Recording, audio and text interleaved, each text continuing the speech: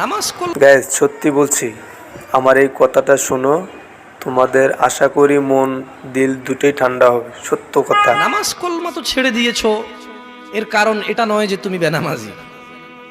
তোমার নামাজ কলমা ছাড়ার কারণ ভিন্ন।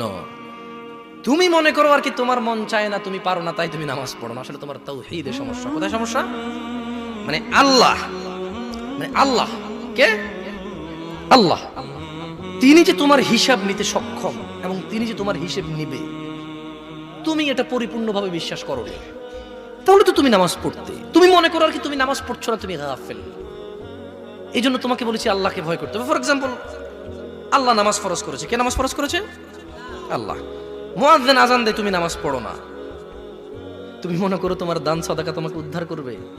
তোমাকে ভুল শিখিয়েছে। আমি মানুষ, ছোট হতে পারি। শোনো, জোর জবরদস্তি করে কিছু কথা আমাকে শুনিয়েও দিতে পারো, এখান থেকে নামিয়েও দিতে পারো। বলছি না তোমরা নামাবা, বাট এটা পারো। তবে মনে রাখবে, কথা যেটা বলে সেটা উল্টাতে পারবে না। কেন পারবে না জানো? কারণ এই কথা উল্টানোর জন্য তোমাকে কথা থাকতে হবে। মনে রাখবে, তোমার দান সাদাকা হিসেবই হবে না। তুমি কি মনে করো হিন্দু লোককে আল্লাহ প্রশ্ন করবে কিয়ামতে, এ হিন্দু, এতগুলা বুতকে পূজা করছিস, ঠিক আছে বল নামাজ কেন পড়িসনি? ও তো মুশরিক। বুঝুনি মনে হয়? এটা স্কুল, এটা স্কুল। এখানে আমি পড়ি না, আমার কি পরীক্ষা হবে? আমার কি পরীক্ষা হবে? বুঝে দিবারই মনে হয়।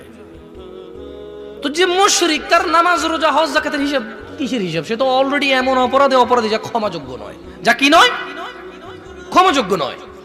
একজন বেনামাজি মানুষ, সে মনে করে নামাজ না পড়া শুধু নামাজ না পড়া, অথচ আল্লাহর নবী, যে একটু আগে বললাম, আল্লাহ বলেছে যদি তোমরা আল্লাহর ভালোবাসা পেতে চাও তাহলে রাসূলের অনুসরণ করো। রাসূল বলছে যে নিশ্চয়ই কাফের এবং মুশরিকের মধ্যে আর আমাদের মধ্যে পার্থক্য হচ্ছে নামাজ। তুমি তো গুরুত্ব, তুমি মনে করো নামাজ না পড়া, নামাজ না পড়া। ওই যে তুমি খুঁজে পাও না মুসলমান কিভাবে শিরিক করে, এই যে নামাজ না ছাড়লে শিরিক হয়। দেখো, আমি অনুবাদক, এখানে যারা বুখারী পড়ায়, মুসলিম পড়ায়, তিরমিজি পড়ায়, হাদিস তারা পেয়েছে না। হানাফি, শাফি, মালিকি, হাম্বলি, তিরমিজি, আবু দাউদ নাম দিয়ে তুমি পরিবর্তন করে গোপন করতে পারো, কিন্তু আছে।